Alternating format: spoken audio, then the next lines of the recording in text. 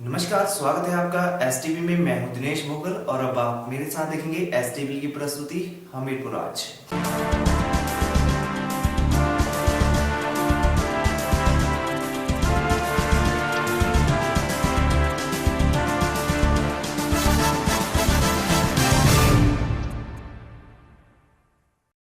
हिमाचल परिवहन सेवानिवृत्त कर्मचारी कल्याण मंच की बैठक जिला अध्यक्ष अजमेर ठाकुर की अध्यक्षता में संपन्न हुई।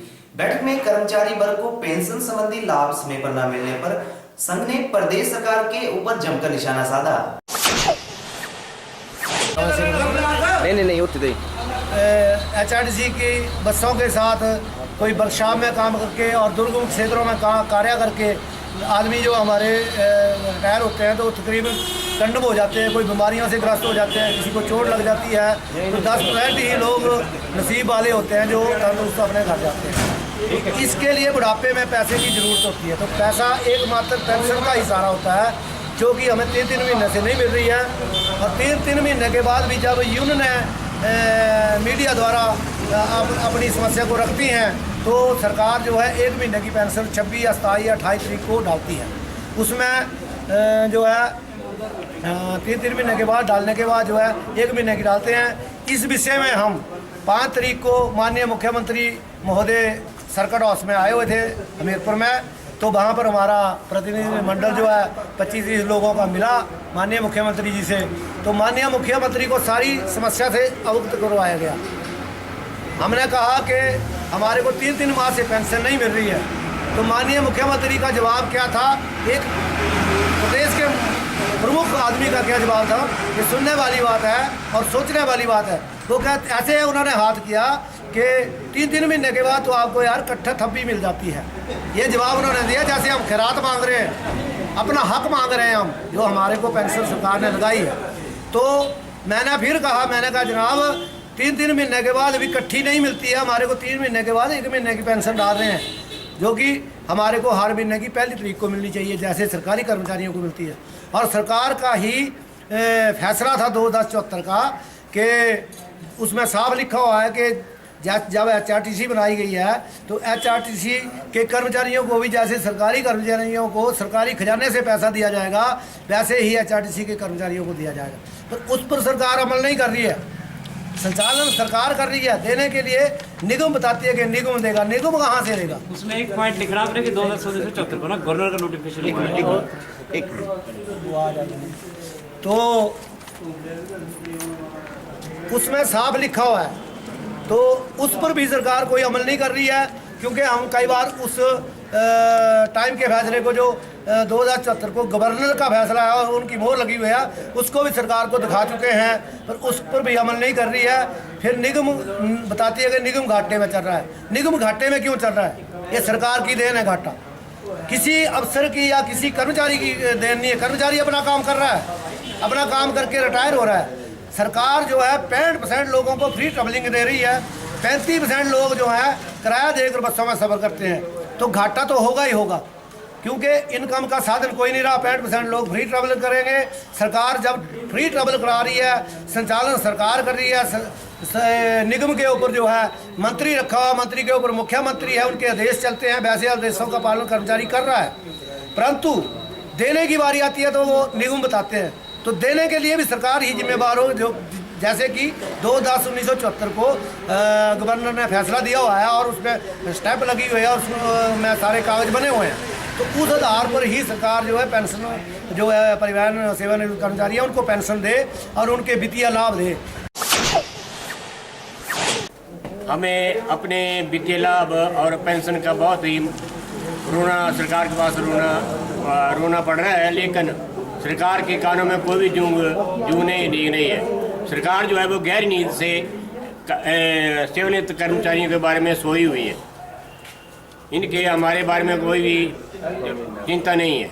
बाकी रिटायरमेंट के बाद एक पेंशन एक ऐसा मुद्दा है जो हमारे वित्तीय अपने खर्चा या मेडिकल दवाइयाँ वगैरह लेनी है तो उसके द्वारा हम सब कुछ कर सकते हैं। भारतीय नौजवान सभा जिला हमीरपुर का 8वां जिला सम्मेलन संपन्न हुआ। इस सम्मेलन में प्रधान पद की कमान अनिल मनकोटिया को सौंपी गई। सम्मेलन में नौजवान साथियों को राष्ट्र को सर्वश्रेष्ठ बनाने के लिए जानकारी दी गई।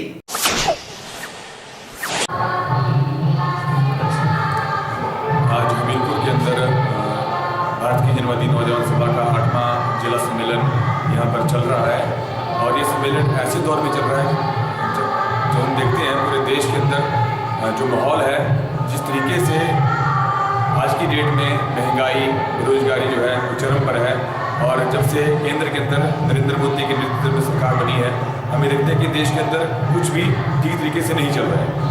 आज इस सम्मेलन के अंदर एक महंगाई के ऊपर, बेरोजगारी के ऊपर और देश में बढ़ता हुआ जो एक सांप्रदायिक जो माहौल, जो तनाव जो बढ़ रहा है, उसके ऊपर यहाँ पर प्रस्ताव पढ़े गए, उन्हें पास किया गया और आने वाले समय के अंदर जिस तरीके से हमीरपुर के अंदर जो नौजवान सभा है, वो आने वाले समय में जो एक चुनौतियाँ हैं वो उनका सामना करने के लिए एक रणनीति यहाँ पर तैयार की गई और आने वाले समय में हम गांव के अंदर, पूरे हमीरपुर जिला के अंदर जितने भी जो पंचायतें हैं गांव के अंदर जो हैं, वो नौजवान सभा की मेंबरशिप करेंगे और नौजवान सभा को जो है मजबूत करने की कोशिश करेंगे और नौजवानों के अंदर जो है राजनीतिक चेतना विकसित हो, उस उद्देश्य के साथ जो है नौजवानों के बीच में जाएंगे, उन्हें अपना सदस्य बनाएंगे और इन सारी चुनौतियों का सामना करने के लिए एक जबरदस्त तरीके से जो है वो आंदोलन विकसित किया जाएगा। गुरुकुल पब्लिक स्कूल में वार्षिक पारितोषिक वितरण समारोह धूमधाम से मनाया गया। इस आयोजन पर स्कूल प्राचार्य रविंद्रपुरी ने छात्रों को इनाम बांटे, तो वही स्कूल के नन्हे मुन्ने बच्चों ने सांस्कृतिक कार्यक्रम भी प्रस्तुत किए।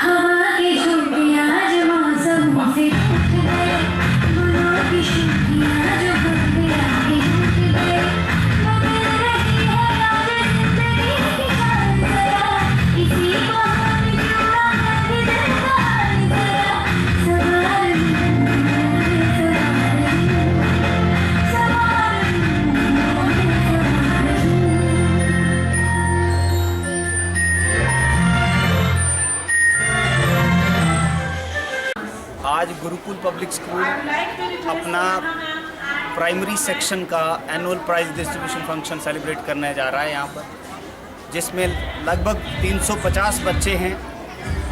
इसमें बच्चों की एकेडमिक परफॉर्मेंस और कल्चरल जितनी भी एक्टिविटीज़ पूरे साल भर में रही हैं, इनके लिए बच्चों को सम्मानित किया जा रहा है। और हम ये देख रहे हैं कि पेरेंट्स में बहुत उत्साह है। पेरेंट्स अपना काम छोड़ करके अपने बच्चों की परफॉर्मेंस के लिए जो प्राइज़ लेते हुए देखने के लिए यहाँ पर उपस्थित हुए हैं। मैं सभी पेरेंट्स को अपनी तरफ से बहुत बहुत मुबारकबाद, धन्यवाद देता हूँ उनको यहाँ पर पधारने। बच्चे वैसे तो पूरा साल सभी एक्टिविटीज़ में बढ़ चढ़ करके भाग लेते हैं, लेकिन solo dance, group dance, solo song और प्ले में बहुत अच्छा प्रदर्शन बच्चों ने यहाँ पर किया है। बच्चों के अंदर बहुत सारी प्रतिभा छिपी होती है, उसको निखारने के लिए एक मंच स्कूल प्रोवाइड कर रहा है। स्कूल एक मंच पर प्रदान कर रहा है जो कि बच्चों की प्रतिभा को निखारने के लिए बहुत ही उपयोगी है। हमीरपुर आज के इस अंक में फिलहाल इतना ही। अब मुझे दें इजाजत और आप बने रहें STV के साथ। नमस्कार।